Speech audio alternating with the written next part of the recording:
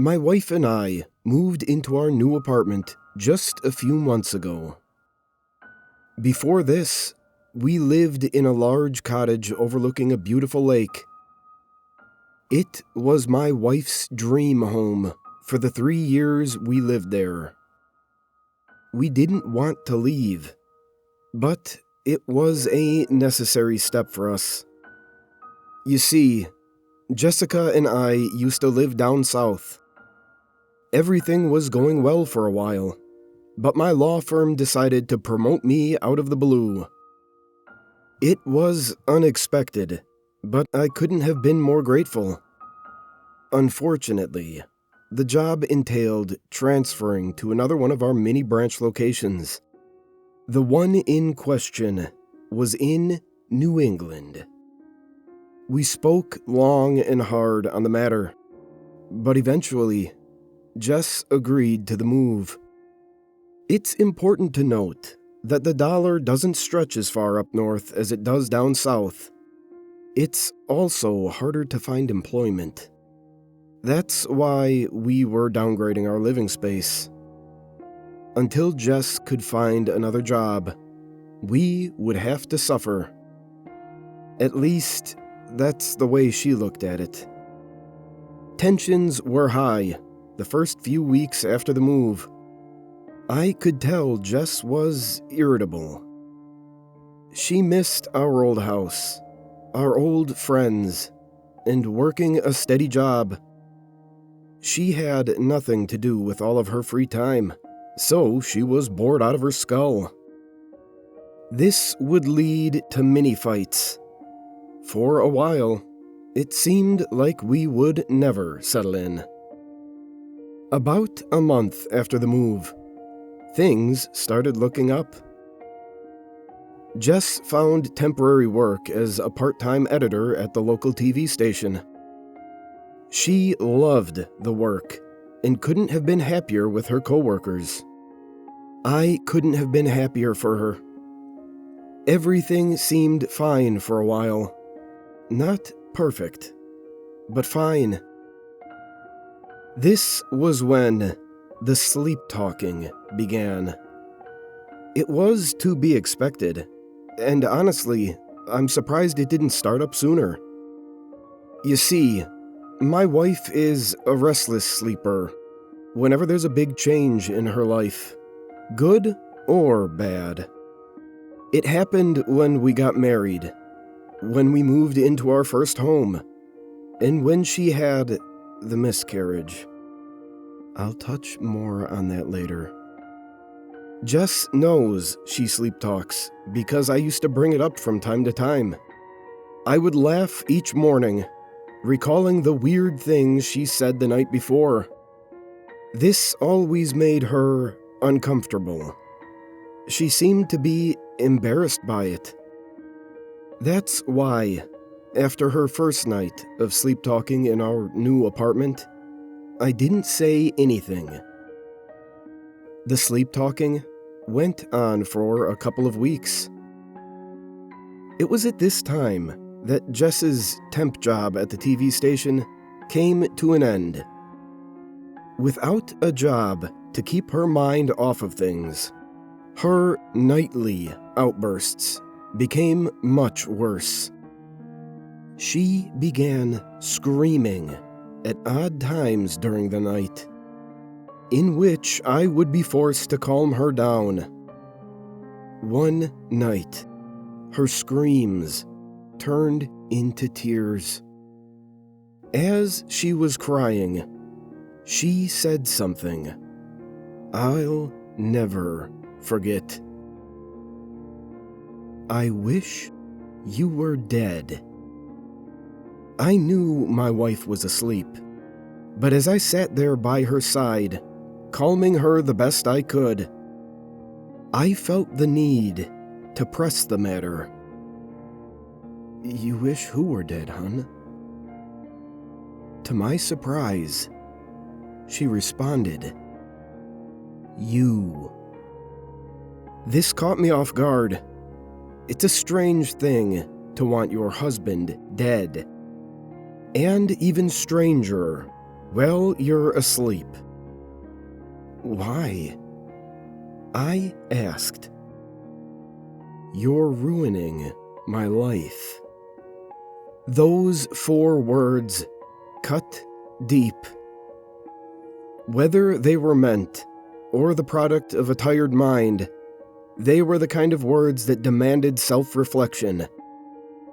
I wondered for a moment if I truly was ruining her life, or at least if I were to blame for her night terrors. My wife remained silent for the rest of the night.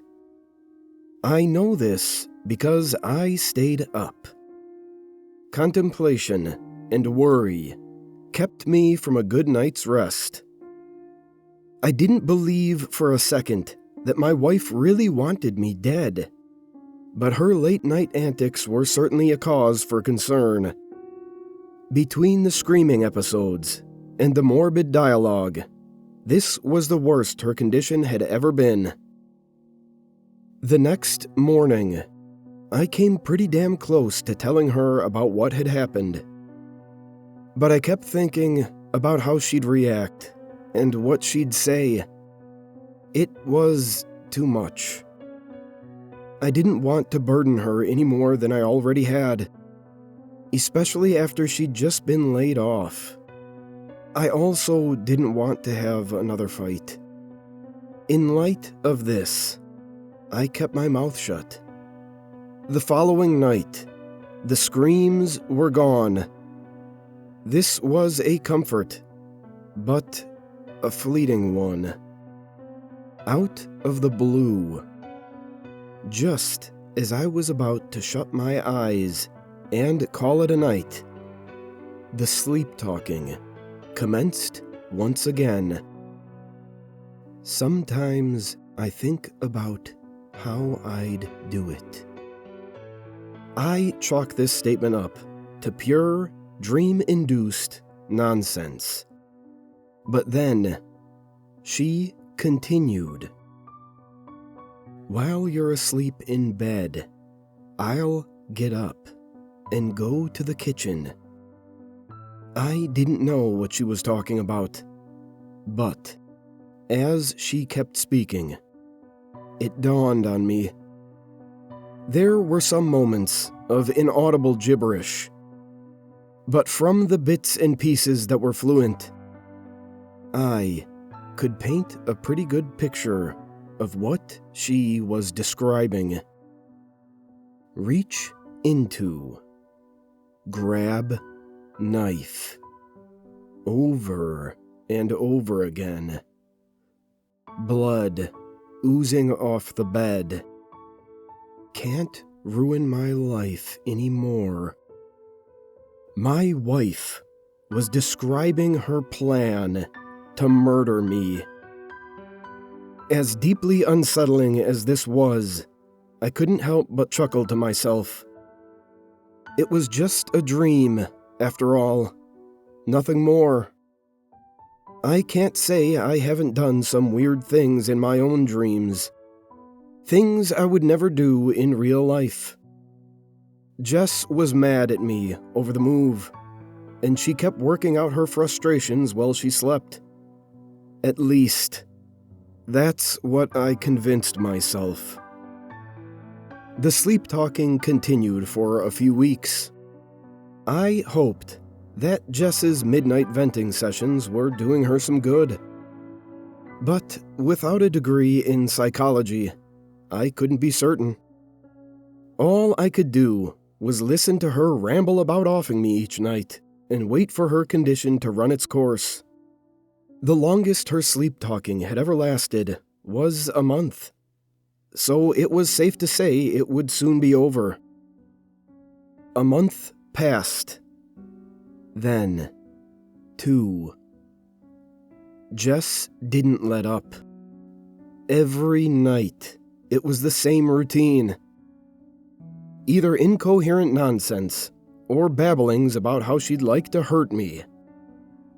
It was getting old. But one night changed everything. As my wife slept, she uttered some words that tore right through my heart. I lost my baby because of you. My emotions swirled about and formed a sour concoction that rested in the pit of my stomach. This time, I had to know what she meant. What do you mean, hun? There was a brief moment of silence, but eventually, Jess offered me an answer. There was some more gibberish mixed in, but she was able to get her point across. You made me want kids. You put life in me. Now I'm alone. This struck a nerve and caused a few tears to roll down my cheeks. It was my idea to have a kid. Jess never wanted children, but she made herself want them for me. That's why, after the miscarriage, I was surprised to find her absolutely devastated. I had no clue how much she'd warmed up to the idea of having a baby. My tears were interrupted by more sleep talking, of the worst variety. I will kill you, I promise. That was the last thing she said all night. It's been roughly a week since my wife made that promise. As disturbing as that threat was, I could have easily brushed it off with the rest, assuming it too was the product of stress, and was nothing for me to worry about. Unfortunately, I can't stop worrying about it. Jess is scaring the crap out of me. I'm now taking short naps and sleeping with one eye open. And it's all because of one thing. Now, she's sleepwalking.